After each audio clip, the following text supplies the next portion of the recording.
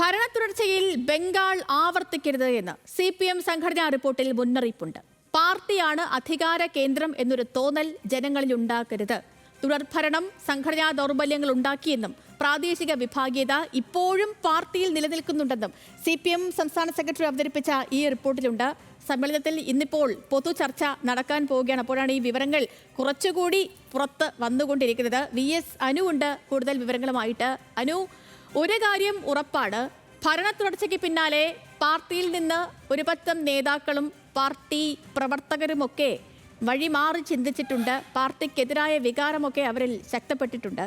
ഇപ്പോൾ സ്വയം വിമർശനപരമായി എന്തൊക്കെ കാര്യങ്ങളാണ് സംഘടനാ റിപ്പോർട്ടിലുള്ളത്?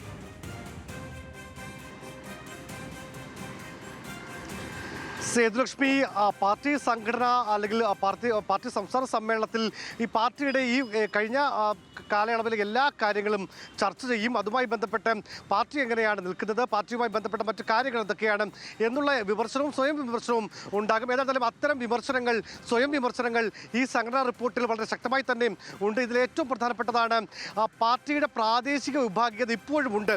നമ്മൾ ഈ സമ്മേളന കാലയളവിലൊക്കെ പറഞ്ഞതാണ്, പണ്ട് ഉണ്ടായിരുന്നതുപോലെ വിഭാഗീയത എന്ന് പറയുന്ന അങ്ങേയറ്റം രൂക്ഷമായ ഒരു കാലഘട്ടമൊക്കെ ഉണ്ടായിരുന്നു. അതിനെയൊക്കെ മറികടന്നുകൊണ്ട് പാർട്ടിയിൽ ഇപ്പോൾ അങ്ങനെ വലിയൊരു പ്രശ്നം ഇല്ല. പക്ഷേ പ്രാദേശികമായ വിഭാഗീയത ഉണ്ട് എന്നുള്ള കാര്യം സംഘടനാ റിപ്പോർട്ടിൽ പറയുന്നു.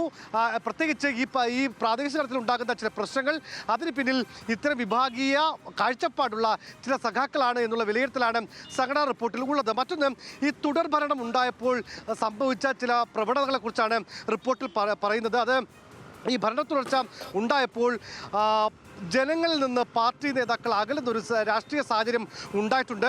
തുടർഭരണം ജനങ്ങളെ ആകർഷിച്ചപ്പോൾ, അതായത് ജനങ്ങളിലേക്ക് കൂടുതൽ എത്താൻ ഈ ഭരണ തുടർച്ചയ്ക്ക് ആയിട്ടുണ്ട്. പക്ഷേ നേതാക്കൾ ജനങ്ങളിൽ നിന്ന് അകലുന്നു എന്നുള്ള, അല്ലെങ്കിൽ സംഘടന ജനങ്ങളിൽ നിന്ന് അകലുന്നു എന്നുള്ളൊരു തോന്നലുണ്ട്. അങ്ങനെ അത്തരം കാര്യങ്ങൾ ഉണ്ടാകാൻ പാടില്ല. നേതാക്കളും അണികളുമെല്ലാം വിനീതദാസന്മാരായി വേണം ജനങ്ങളോട് പ്രവർത്തിക്കാൻ എന്നടക്കമുള്ള കൃത്യമായ ഒരു രേഖ ആണ് ഈ ഇന്നലെ അവതരിപ്പിച്ചിട്ടുള്ളത്. മാത്രമല്ല, ഇതിലേറ്റവും കൂടുതൽ സംഘപരിവാർ രാഷ്ട്രീയം എങ്ങനെയാണ് സംസ്ഥാനത്ത് പിടിമുറുക്കുന്നത് എന്ന് ശരി VS അനു, സംഘടനാ റിപ്പോർട്ടിലെ വിശദാംശങ്ങൾ പുറത്തു വന്നത് പങ്കുവയ്ക്കുകയായിരുന്നു VS അനു.